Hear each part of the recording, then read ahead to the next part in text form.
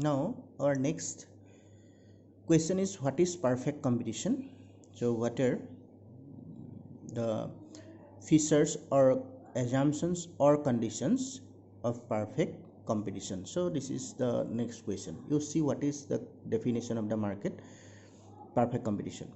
The perfectly competitive market refers to a market structure. It is one kind of market structure, or it refers to a market structure where a large number of firms produce and sell similar products. That means in the production of a commodity there engage large numbers of firms, and these firms are engaged in the production and selling of the similar product. That means all the firms are engaged in the production and selling of the similar product or homogeneous product. That means all the product produced by all the firms are similar or homogeneous in nature, and each individual firm sells the product at a market determined given price to a large number of buyers. So all the firms are engaged in the production of homogeneous product or similar product, and these products are sold in the market at a unique price or same price to a large numbers of buyers. So this is the definition of the perfectly competitive market or perfect competition. Again, you see the definition. It is a market structure where large numbers of firms are engaged in the production and selling of a particular commodity, and this commodity must be homogeneous commodity, and these homogeneous commodities are sold by each individual firms in the market at a what given price. Not actually the price of the different firms are not different. That means the price is determined price to the large numbers of buyers. So here we see the existence of large numbers of firms and large numbers of buyers. That means both the quantity of buyers and sellers are in large amount, and they are engaged in the production of a similar or homogeneous product, and this product is sold in the market at a specific price or market determined price. Here no individual buyers or sellers can influence the market price. That means individually buyers or sellers cannot influence the market price of the commodity. That means the homogeneous commodity is produced here, and hence single or individual buyers and sellers cannot influence the commodity price. Now we see the characteristics or features or assumptions or conditions of what perfect competition one by one. Now see, the first characteristics of perfectly competitive market is homogeneous or identical product. Homogeneous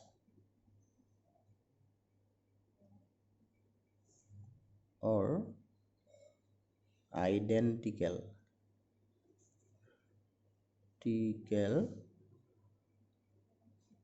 product. This is the first characteristics. Now what do you mean by homogeneous product? So you can also ask what is homogeneous product for 1 or 2 marks. So it is most important for the examination point of view. Under perfect competition, firm sells homogeneous product.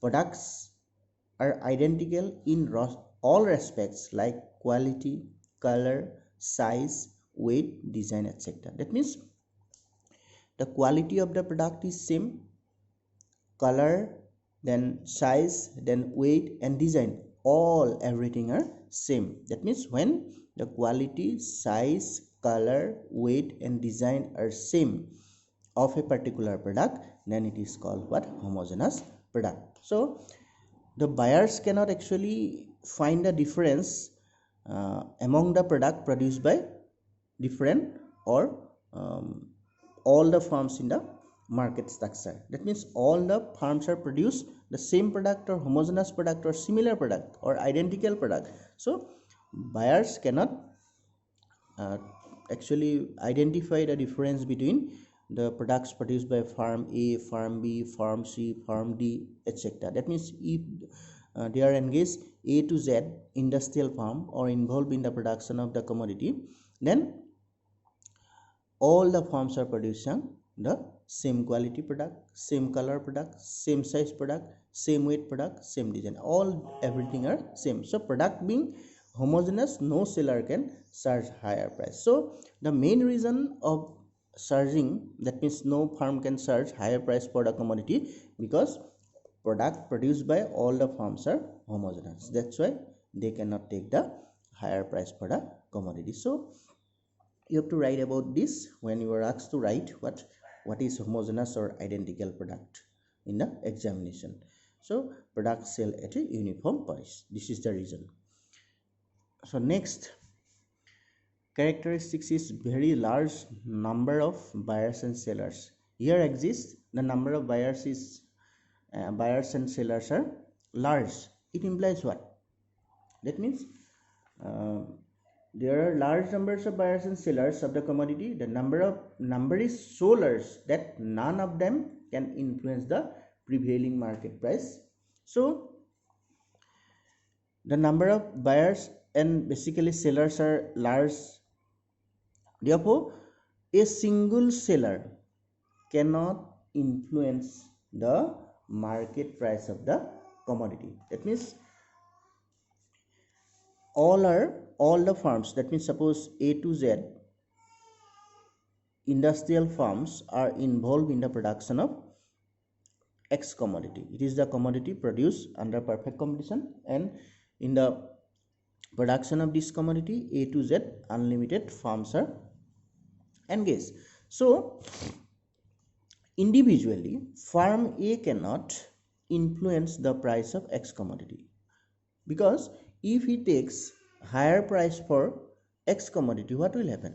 The buyers demand for X commodity produced by farm A will be decline or become zero, because other farms, that is B to Z farms, are giving or providing or selling the commodity at the same price. So if the price of prevailing price in the market, that is PX, is 10 rupees and farm A is establishing Px is equal to 12, so buyers are what? Buyers have the perfect knowledge about it, the market conditions. So the buyers of farm A will shift to other farms product, that is B, C, D, etc., because they are charging 10 rupees for each product, but now farm A has increased the price of the commodity to 12, so this buyers will be shifted to the product produced by other firms.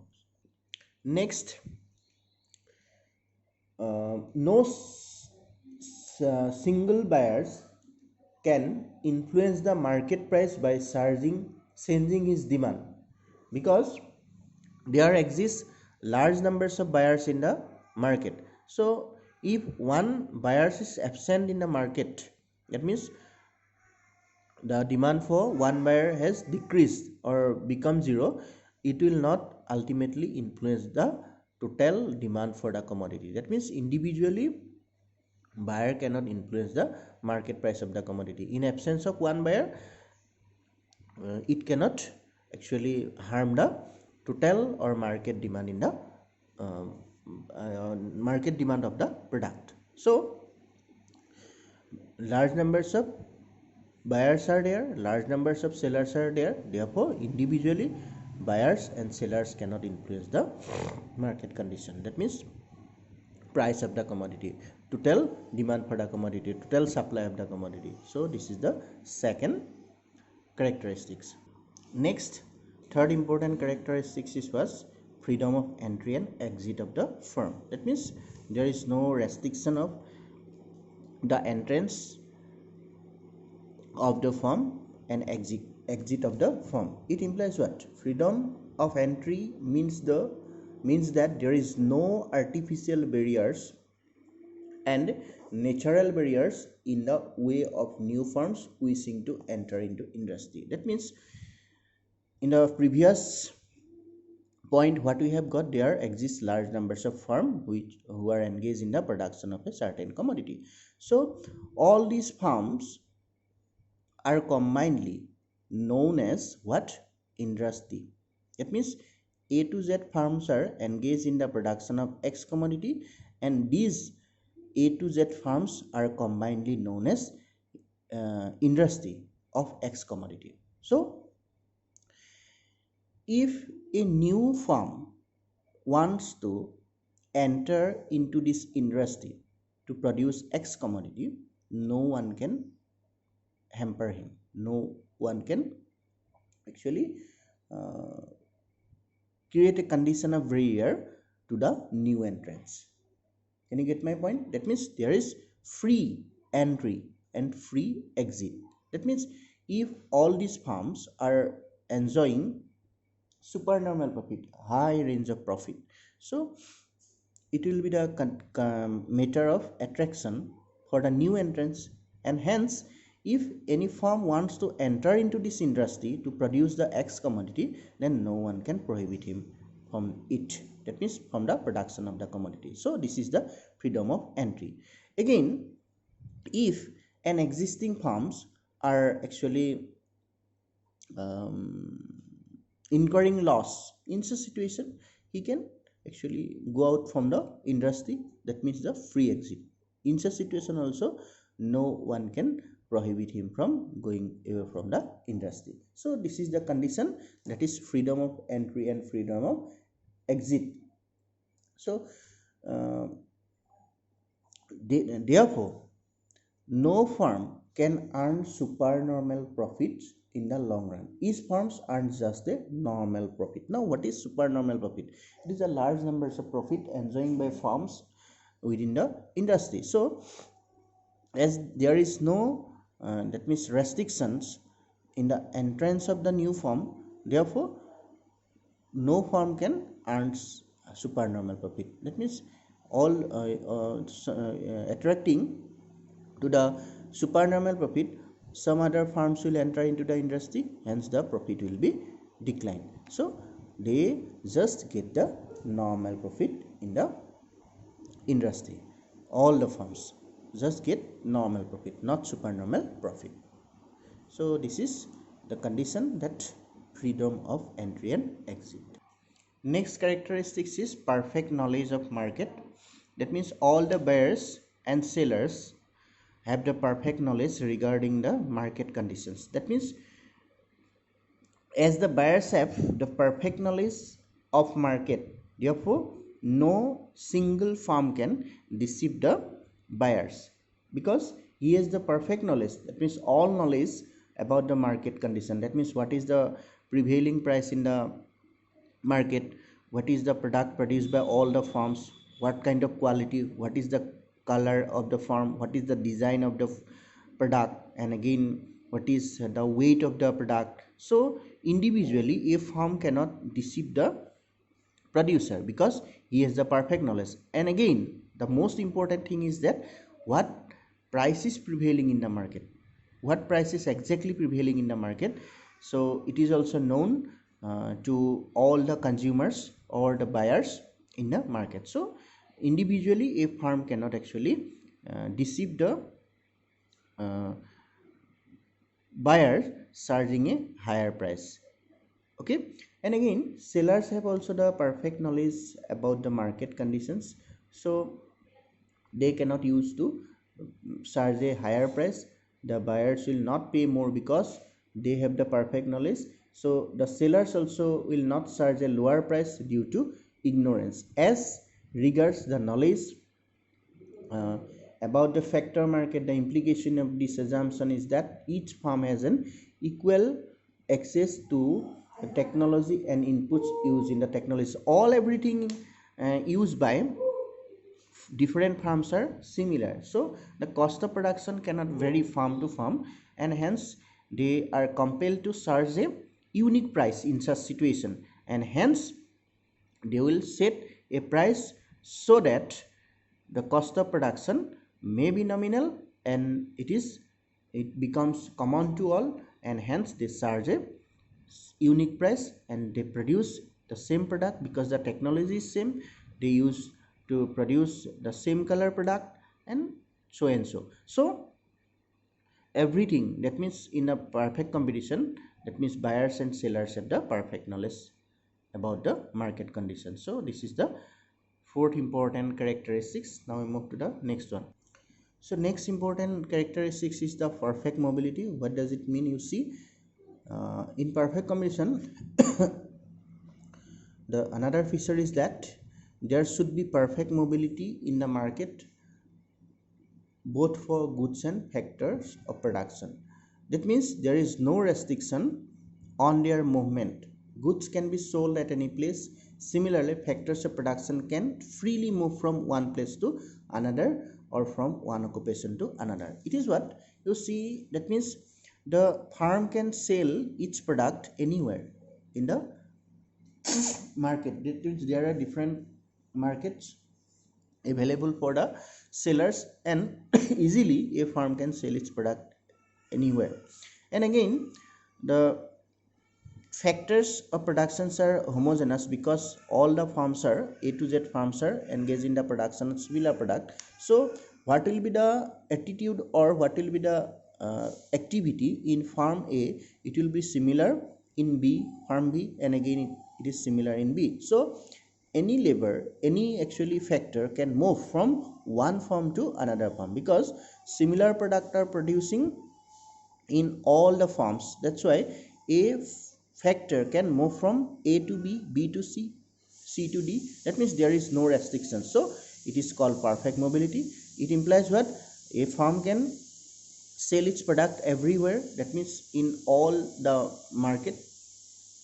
And secondly, a factor of production, you know, that means in the production of a commodity we actually require, we need different factors. So a factor can move one farm to another farm. Another characteristics of the perfect competition in equality of transport costs. That means place is not factor here. That means everywhere the commodity price is same.